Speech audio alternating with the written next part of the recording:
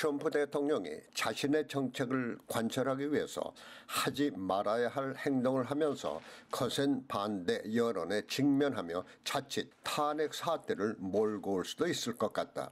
바로 멕시코 국경 장벽을 강행하려는 그의 정책이 제동이 걸리자 있지도 않은 국가 비상사태를 선포한 것이다. 대통령의 권한으로 인위적인 국가 비상사태를 만든다는 것은 대통령의 권한을 악용하는 직권남용이다.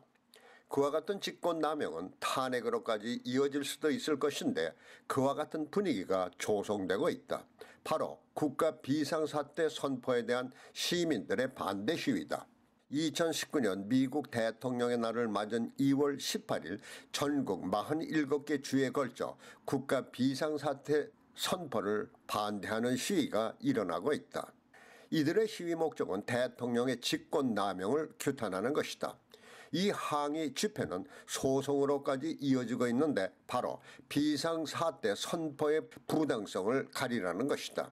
여기서 트럼프 대통령이 왜 국가 예산을 낭비하며 멕시코 국경 장벽을 고집할까라는 점인데 후보 시절 그의 공약으로 멕시코에서의 불법 입국이 마약 등 범죄와 미국의 경제에 미치는 악영향을 내세우며 국경장벽을 주장해왔다. 이 공약은 반이민 정서를 가지고 있는 중산층의 지지를 받는 원동력이기도 했다.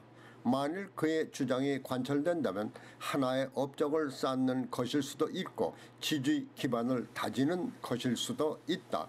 그러나 국가 비상사태라는 방법으로 관철시키려는 것은 잘못된 것이며 그것은 직권남용일 수가 있다.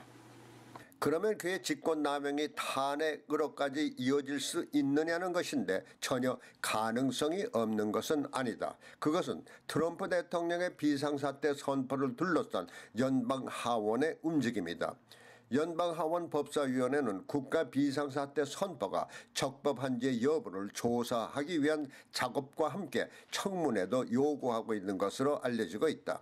만일 트럼프 대통령의 국가 비상사태 선포가 적법하지 않다는 결론이 났을 경우 비상사태 선포에 대한 반대 여론이 전국적으로 비등하고 이것이 트럼프 대통령의 불신으로 이어진다면 민주당이 장악하고 있는 연방하원에서 일단 탄핵 추진 여부를 결정할 수가 있는데 현재 하원의 분포가 민주당이 과반수를 차지하고 있어서 과반수 찬성이 필요한 탄핵 여부 결정에 유리한 입장이다. 그러나 하원에서 결정한 탄핵안이 상원에서 3분의 2 이상 찬성을 얻어야 탄핵이 가결될 수 있어서 상원을 공화당이 장악하고 있는 현재 사실상의 탄핵은 어려운 실정이다. 하지만 일단 하원에서 탄핵안이 가결이 되면 직권남용에 대한 경고 메시지는 트럼프 대통령에 충분히 전달될 수 있을 것이며 만에 하나 상원 내 공화당 의원 가운데 일부가 동조한다면 탄핵이 이루어질 수도 있다. 트럼프 대통령의 이번 국가 비상사태 선포는 잘못된 것이다.